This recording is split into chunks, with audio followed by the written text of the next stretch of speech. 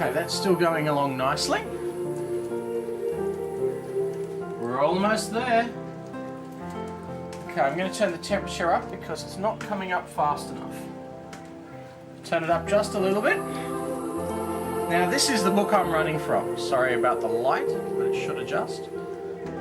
I made it from the Basic Brewing website. Well worth the check out anytime. I'm running for the Belgian Candy Sugar single stage, going for a light to light amber colour, which is 260 to 270 degrees Fahrenheit. That's those two there.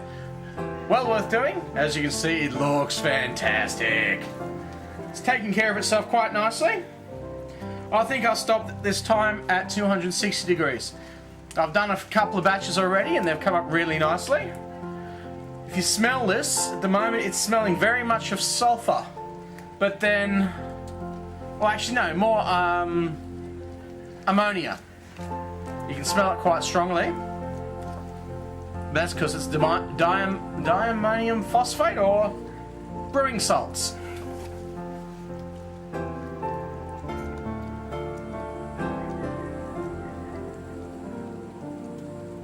Still climbing. I made a batch earlier and I totally mucked it up. I thought it would turn out really great, but it got to 265 degrees and burnt. Couldn't figure out why. I think it was because it was the second batch I'd done and I hadn't cleaned off the equipment between the first and second batch. So if you're curious, you must clean between batches because the residual will actually burn in the second batch. Can't stir it, not allowed to, as you know. Or if you don't, read the manual. Belgian Candy Sugar is well worth the look in. Everything I'm cooking here has come from the Basic Brewing website. The only tweaks have been things like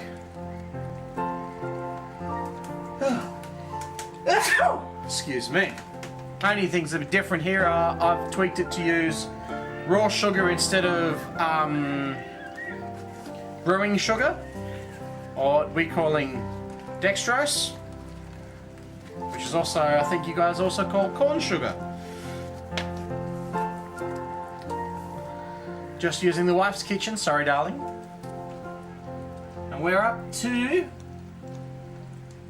118 degrees Celsius, and what's that? That's 245 Fahrenheit. Still climbing. Make sure to not put too much heat into it because it can make a mess. But don't put too little heat into it because it doesn't come up. I've got an electric hot plate and one of my batches didn't turn out because it wasn't hot enough.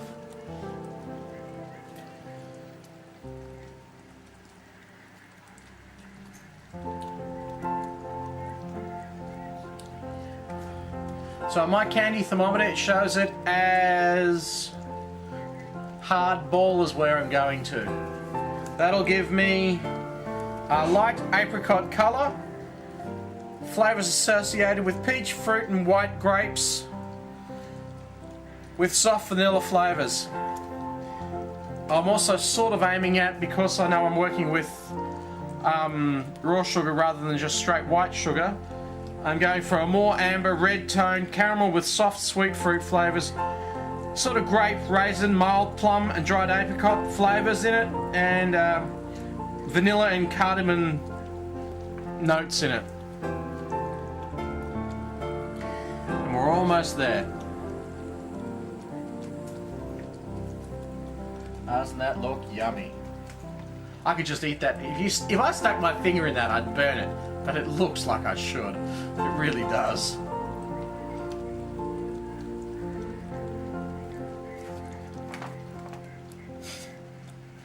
It's boiling along nicely.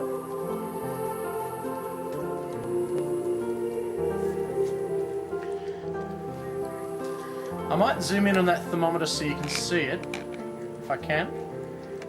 Oh, well, if I can. Yeah, I can.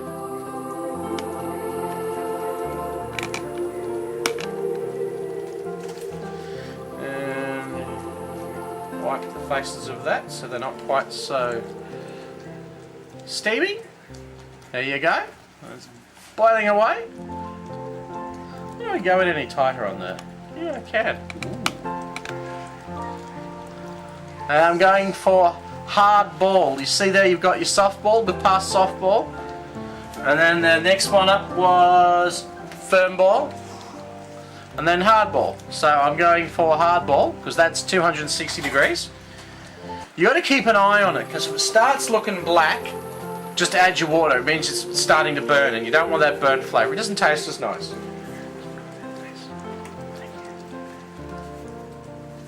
Now we'll go back to the whole thing. This is going to be interesting in a minute because you'll see it steam up. Put that there and zoom out just slightly.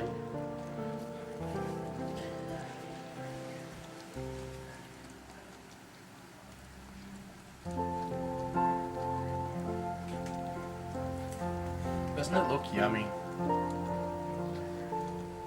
Now, if you stir it, from what I understand, it burns instantly, so don't stir it.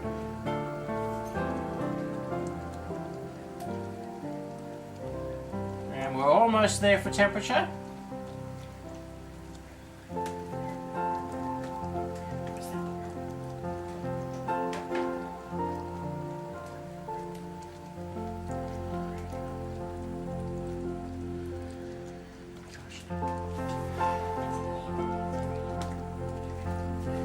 Okay.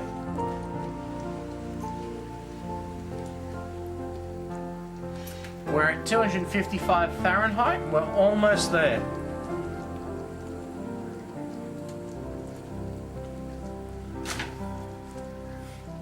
As soon as it gets to 260, I can add my water, and we shall be good.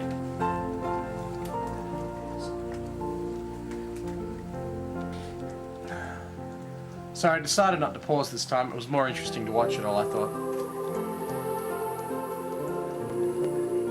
Yep. That's pretty much our temperature. As you can see, it's looking nice and rosy golden. Oh, yummy. Now this is the bit that's quite dangerous, so do be careful as you do this.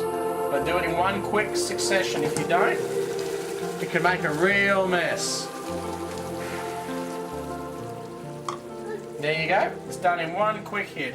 Then you put your spoon in, give it a stir.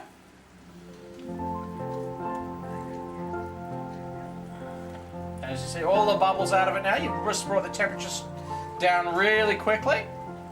And it's all lovely in there. Oh, that's nice. It smells good too, you should smell that. Then you just got to bring it back up to the boil to 240 degrees.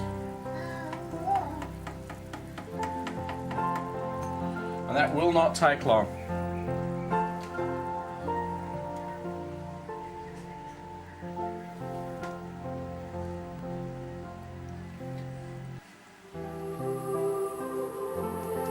That's why they get you to use a 3-quart saucepan, because that's no, hang on, I'll point there. That's 3 quarts. That's a 3-quart pot, or 3-litre pot in Australia. And it's up to about here on the side, which isn't far from the top, really. I'll zoom out a bit so I can point a bit clearer. There we go. It's a 3-litre pot, or 3-quart pot, and it's up to about here on the side. And that's it bubbling away, coming back up to temperature. Imagine if you'd used a 2-litre pot, or a 2-quart pot. You'd be running out of space about now, you'd have overflowed, and that can be really messy. You can't clean it up until it cools down, and by then it's all going hard and candy-like.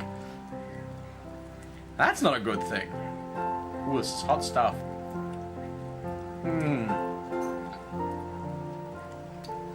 I'm licking the spoon.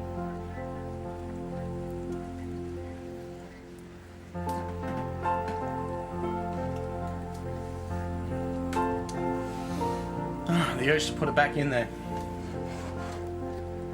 That'll do me nicely. And we're done. Belgian